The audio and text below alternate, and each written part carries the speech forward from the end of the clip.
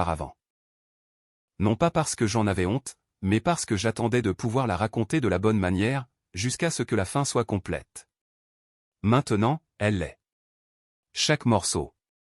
Alors asseyez-vous, car cela va prendre un moment et chaque mot est vrai. Mon nom est Marcel. Je suis né dans le bassin minier du Nord, d'un père mineur de fond et d'une mère qui a lavé le linge des autres pendant 30 ans sans jamais se plaindre de ses mains. Je n'ai jamais fait d'études supérieures. Je n'ai jamais porté de costume avant l'âge de 38 ans. Et même à ce moment-là, je l'avais acheté dans un rayon de déstockage d'un grand magasin qui n'existe plus aujourd'hui. J'ai conduit un vieil utilitaire d'occasion jusqu'à mes 55 ans. Je porte toujours la même marque de chaussures de sécurité que celle que je portais quand je coulais du béton sous la chaleur de l'été 1982. Je ressemble exactement à ce que la plupart des gens imaginent quand ils pensent à quelqu'un qui n'a jamais rien réussi. C'est la première chose que vous devez comprendre à mon sujet. Mon fils Julien a 35 ans. C'est un homme bien. Je m'en suis assuré. Je l'ai élevé seul après le décès de sa mère quand il avait 10 ans, et j'ai versé tout ce que j'avais en lui. Mon temps, ma discipline, mes économies et le genre de vérité dure que la plupart des pères ont trop peur de dire à leurs enfants. Julien est devenu ingénieur en structure. Il est prudent, précis, méthodique. Il réfléchit avant de parler. En cela, il est entièrement le fils de sa mère. Quand il avait 30 ans, il a rencontré une femme nommée Clémence lors d'un séminaire professionnel à Lyon. Elle était brillante, élégante et riait à tous les bons moments.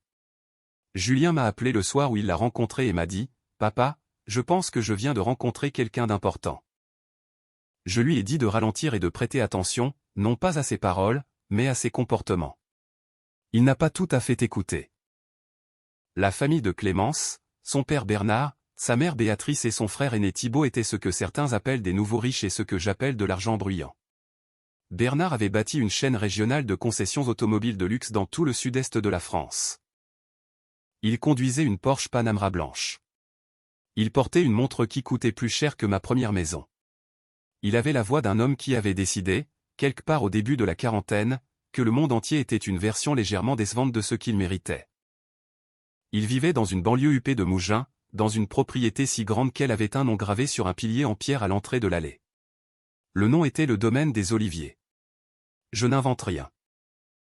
La première fois que j'ai rencontré Bernard et Béatrice, c'était lors d'un dîner que Julien avait organisé 6 mois après leur fiançailles. Je suis descendu de ma maison de campagne dans mon vieux fourgon. Je portais des vêtements propres, un pantalon sombre, une chemise boutonnée, mes bonnes chaussures de marche. Je n'essayais d'impressionner personne. J'essayais de rencontrer la famille que mon fils avait choisie. Bernard m'a regardé depuis l'autre côté de l'allée comme un homme regarde une voiture qui n'a pas sa place sur un parking spécifique. Il m'a serré la main une fois, fermement, de la manière dont les hommes le font quand ils veulent établir une hiérarchie. Béatrice m'a souri avec la chaleur précise de quelqu'un qui a suivi un cours d'accueil et d'hôtellerie. Thibault à peine levé les yeux de son téléphone. Clémence a été assez agréable avec moi durant ces premiers mois. Mais j'ai remarqué des choses.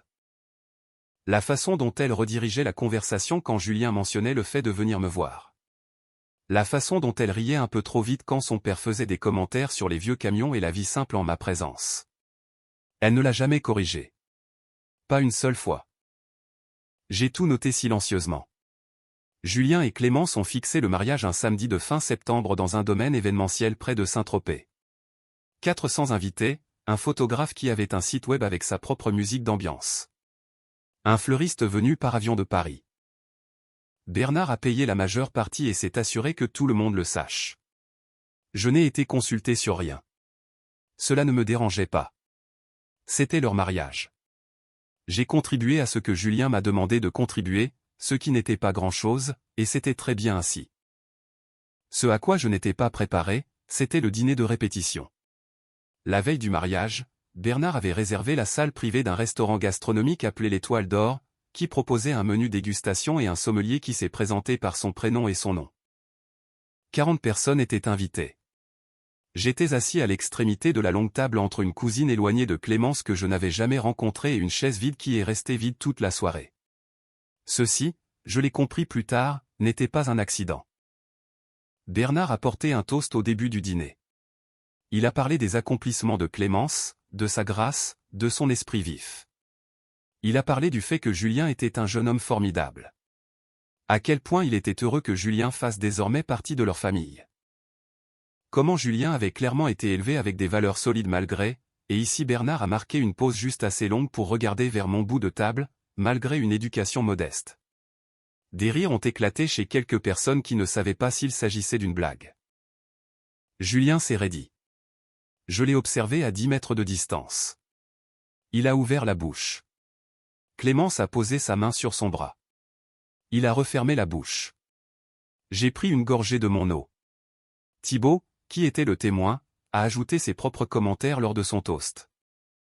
Il a parlé de l'excitation de la famille à l'idée d'accueillir Julien.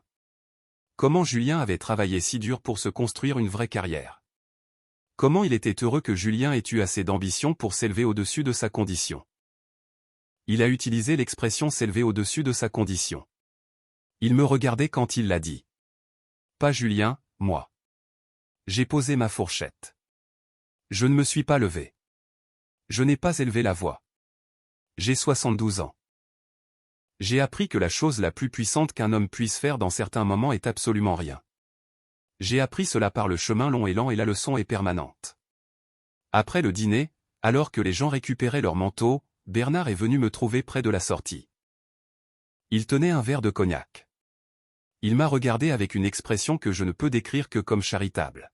« Marcel, a-t-il dit, j'espère que vous ne vous sentez pas trop déplacé ce soir. Nous sommes très informels en famille. » Je l'ai regardé un instant. « Je me sens très bien, » j'ai dit. « Bien, bien. » Il a hoché la tête lentement comme si mon confort était quelque chose qu'il supervisait généreusement. « Demain sera un grand jour. J'espère que vous avez quelque chose d'approprié à porter. » Il est parti avant que je ne puisse répondre. Je suis resté là pendant 3 secondes, peut-être 4, puis j'ai sorti mon téléphone et j'ai passé un appel.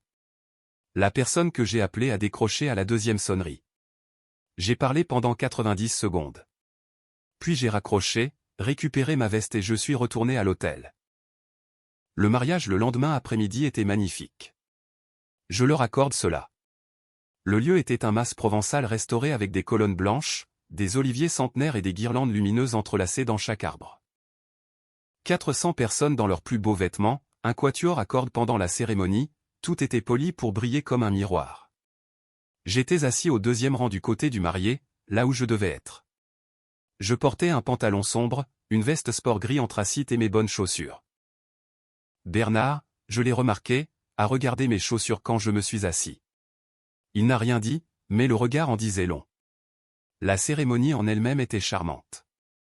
Voir mon fils debout au bout de cette allée attendre la femme qu'il aimait, cette partie, je la porterai en moi. Quoi qu'il arrive après, je garderai cela. La réception s'est tenue dans la grande salle de bal du domaine. Des tables pour 40 personnes, une piste de danse, un bar qui occupait toute la longueur d'un mur.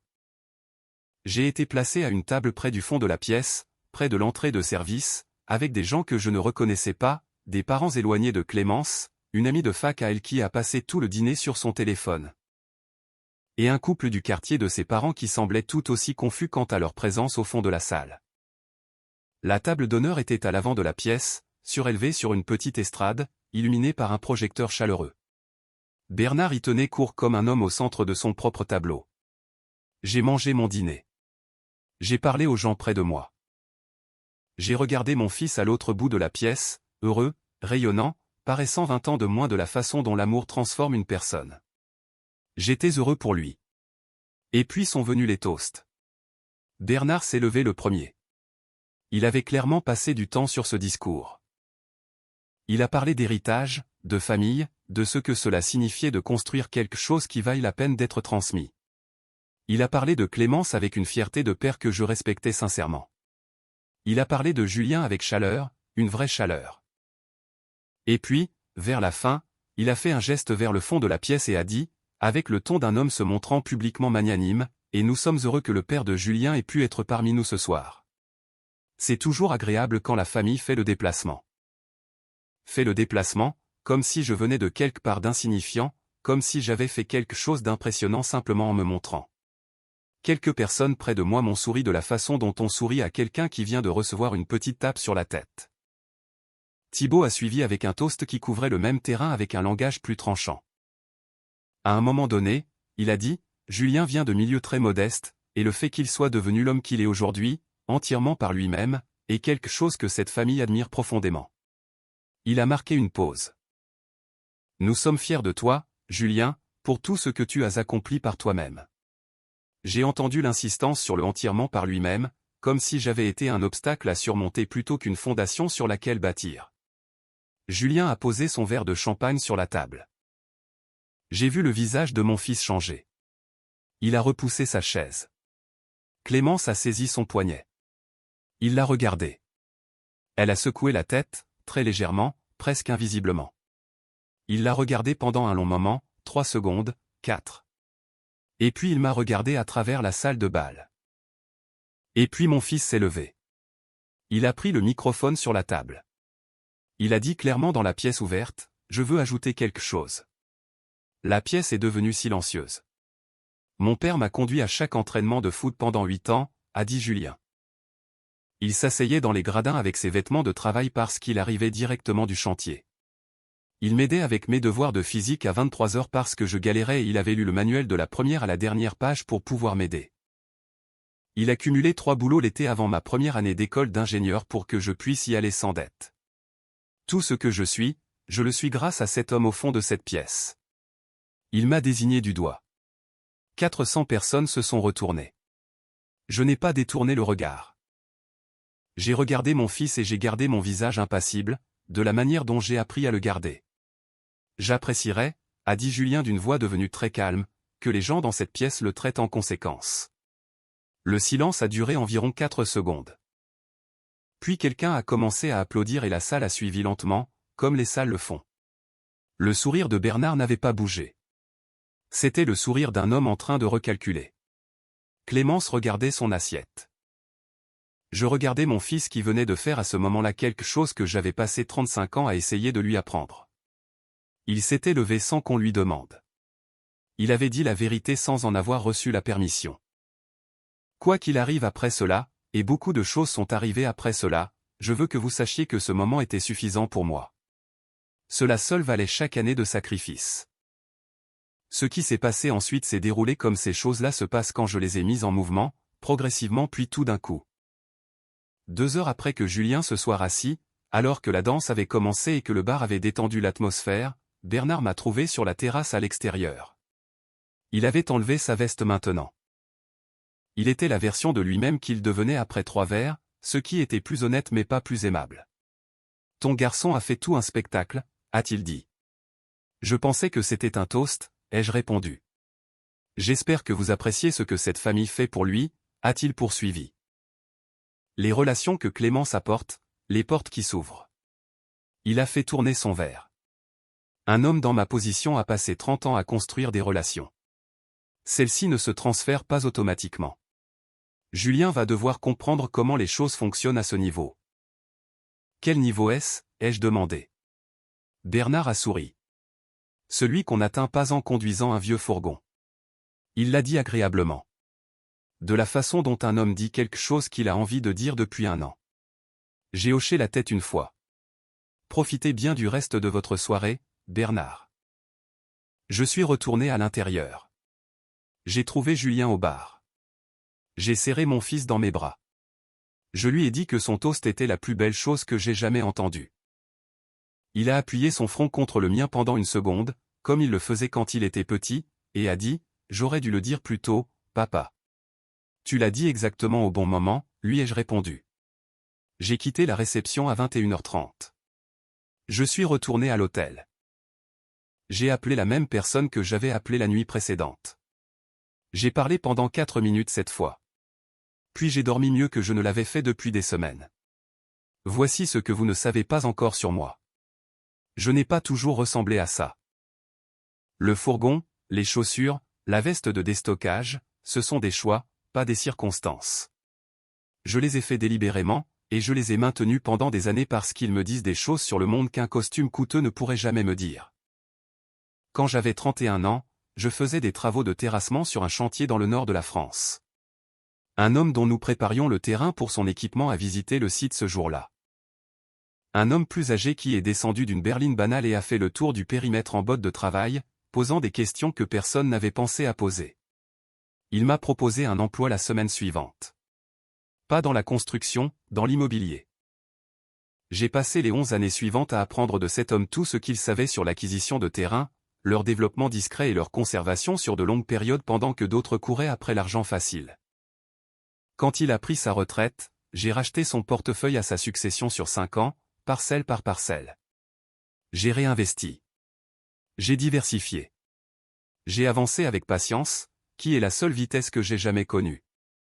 Je possède, à ce jour, 43 propriétés commerciales à travers 8 régions. Je détiens des parts significatives dans 4 partenariats de développement régionaux. J'ai des participations majoritaires dans 2 entreprises qui construisent des installations industrielles pour des clients dont vous reconnaîtriez les noms immédiatement. J'ai un gestionnaire financier nommé Gérard qui travaille pour moi depuis 19 ans et qui m'a dit un jour que ma valeur nette, si jamais je décidais de la liquider, embarrasserait la plupart des gens que j'autorisais à me regarder de haut. Je n'ai jamais eu envie de la liquider. Je n'ai rien dit de tout cela à Julien pendant la majeure partie de sa vie. Pas l'ampleur de la chose, pas le tableau complet. Je lui ai dit que je faisais de la gestion de biens. Je lui ai dit que j'étais à l'aise. Je lui ai donné ce dont il avait besoin et je me suis assuré qu'il gagne le reste par lui-même parce que je ne voulais pas élever un homme qui ne comprenait le monde qu'à travers le prisme d'un coussin hérité. Je voulais qu'il sache ce que cela signifiait de construire quelque chose à partir d'une fondation faite de ses propres efforts. C'était peut-être mon erreur la plus importante et celle à laquelle j'ai le plus réfléchi ces dernières années. Pas d'avoir gardé le secret.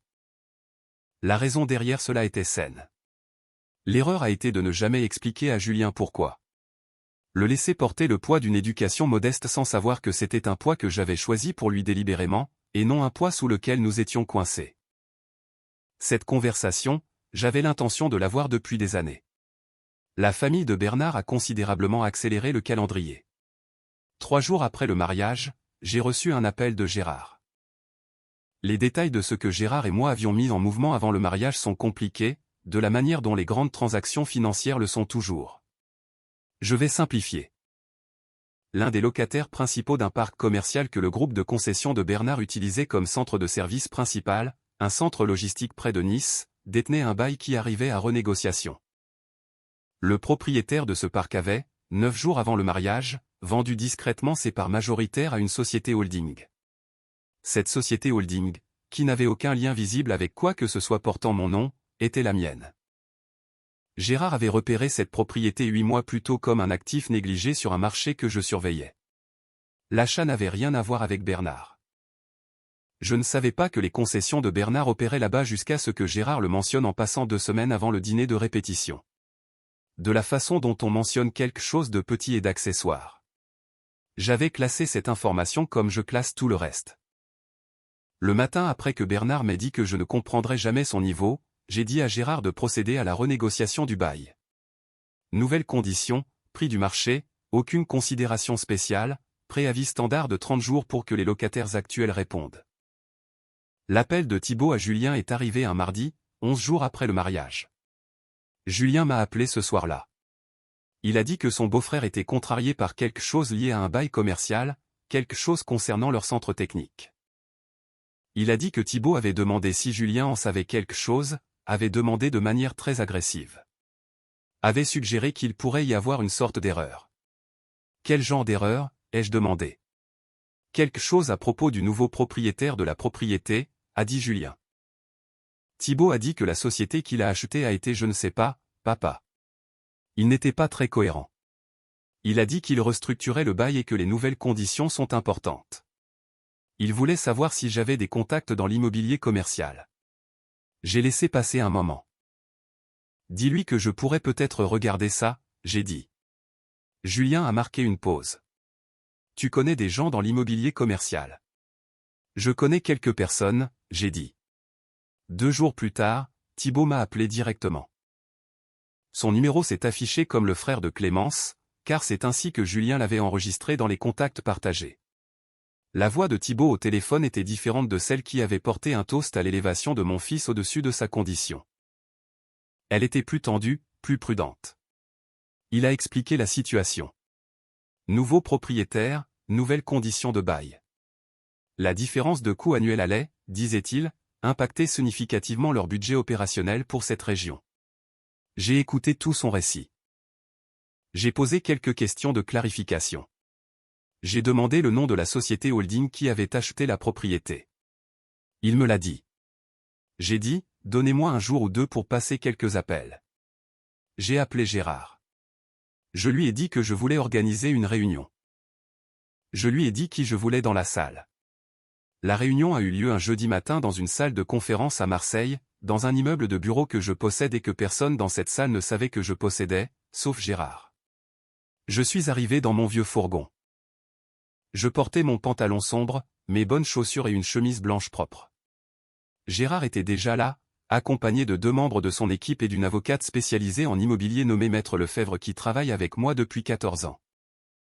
Bernard et Thibault sont arrivés ensemble avec leur propre avocat, un homme dans un costume coûteux qui avait apporté un dossier épais de documents dont il espérait manifestement qu'il serait utile. Le visage de Bernard quand il est entré et m'a vu à la table de conférence en face de lui. Je veux trouver les mots justes pour cela. C'était le visage d'un homme qui avait organisé toute l'image du monde d'une manière très spécifique et à qui on venait de dire doucement mais définitivement que l'image était fausse. Il s'est repris en environ 4 secondes. Il s'est assis. Il a regardé Gérard. Est-ce que Marcel est ici en quelque capacité que ce soit? Monsieur Arlan est le principal de l'entité acquéreuse, a dit Gérard. Silence. Thibault m'a regardé, puis son père, puis moi à nouveau. Bernard a dit, je suis désolé. Marcel est le propriétaire de la société holding. Oui. Gérard a dit, et à travers elle, le détenteur des intérêts principaux dans le parc commercial. C'est lui qui dirigera cette discussion. Je n'ai rien fait de théâtral. Je n'ai pas souri. Je n'ai rien dit sur le dîner de répétition ou le toast du mariage où l'expression s'élevait au-dessus de sa condition ou le commentaire sur le vieux fourgon. J'ai ouvert le dossier devant moi et j'ai parlé du bail. Les conditions que nous proposions étaient justes, réellement au prix du marché, pas punitives. Je n'étais pas là pour me venger. Je veux être clair là-dessus. La vengeance est un jeu de jeune homme et j'ai 72 ans. J'étais là parce que j'avais acheté un bien d'investissement solide et que j'avais l'intention de le gérer professionnellement, et qu'il se trouvait que j'étais la personne qui l'avait acheté. La conversation a été professionnelle. L'avocat de Bernard a avancé plusieurs arguments. Maître Lefebvre a répondu à chacun d'eux avec précision. Nous sommes parvenus à un accord préliminaire avant midi. Alors que nous terminions, que Gérard rassemblait ses papiers et que Maître Lefebvre confirmait les prochaines étapes, Bernard m'a regardé à travers la table avec une expression que je ne lui avais jamais vue. La chaleur charitable avait disparu. La confiance bruyante avait disparu. Ce qui restait en dessous, je l'ai réalisé, était en fait un homme assez ordinaire qui avait passé beaucoup de temps à s'entendre dire qu'il était plus que ce qu'il était. Je ne savais pas, a-t-il dit. Ce n'était pas tout à fait une excuse. C'était plutôt un constat. Je sais que vous ne saviez pas, j'ai dit.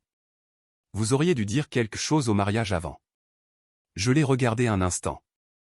J'ai découvert, ai-je dit, que la façon dont les gens traitent un homme qu'ils ne pensent pas important vous dit tout ce que vous avez besoin de savoir.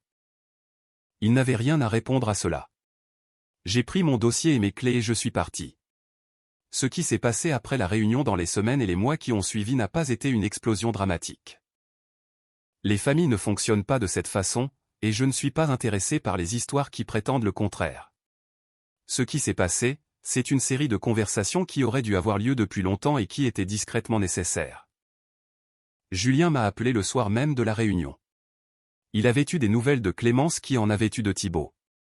Sa voix au téléphone était très posée, de la manière dont elle devient quand il traite quelque chose d'important. « Papa, a-t-il dit, combien possèdes-tu » Je lui ai dit. Tout. Les propriétés, les partenariats, les prises de participation, les années accumulées de travail silencieux. Je lui ai dit le chiffre que Gérard m'avait cité la dernière fois. Je lui ai parlé de l'homme à la berline banale qui m'avait donné un travail quand j'avais 31 ans et des 11 années d'apprentissage et de la patience qui s'était accumulée lentement en quelque chose que je n'avais jamais ressenti le besoin d'afficher. Julien est resté silencieux pendant un long moment. « Pourquoi ne me l'as-tu pas dit » a-t-il fini par demander. « Parce que j'avais besoin que tu deviennes qui tu es, ai-je dit, sans savoir qu'un filet de sécurité était là. Un filet change la façon dont une personne marche sur une corde. Je ne voulais pas que tu marches différemment. Un autre long silence. Est-ce que ça a marché? A-t-il demandé. Qu'en penses-tu? Il a laissé échapper un souffle qui était entre un rire et autre chose. Je me suis levé à mon propre mariage, a-t-il dit. Tu l'as fait, j'ai dit. Avant de savoir quoi que ce soit de tout cela, avant d'avoir une autre raison de le faire que le fait que c'était juste. C'était ce que j'attendais. Pas qu'il connaisse les chiffres. Qu'il soit l'homme qui se lève le premier avant les chiffres. Nous avons parlé pendant 2 heures ce soir-là. Je lui ai dit des choses que j'avais l'intention de lui dire depuis des années sur sa mère, sur ce qu'elle en aurait pensé, sur les choix que j'avais faits en construisant une vie que je gardais cachée, non par goût du secret, mais par amour, mal avisé peut-être, mais sincère. Il a été en colère pour certaines parties. Et je l'ai laissé être en colère parce qu'une partie de tout cela le méritait. À la fin, il a dit, je veux tout comprendre. L'entreprise, comment ça marche, tout. C'est ce que j'attendais d'entendre, lui ai-je dit.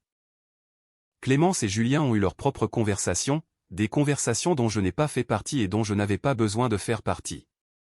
Je dirais qu'elle m'a appelé environ 3 semaines après la réunion de Marseille, et s'est excusée, pas brièvement. Elle a parlé longtemps des choses qu'elle avait vu son père faire au fil des ans et de la façon dont elle avait appris à minimiser ce qu'elle ne pouvait pas réparer. Elle a pleuré. Je crois qu'elle était sincère. Je lui ai dit qu'elle ne me devait pas d'excuses. Je lui ai dit qu'elle en devait à son mari. Elle a dit qu'elle le savait. Bernard m'a appelé une fois un dimanche matin 2 mois après la réunion. J'ai failli ne pas répondre. J'ai décroché à la dernière sonnerie avant le répondeur. Il a parlé pendant environ 2 minutes.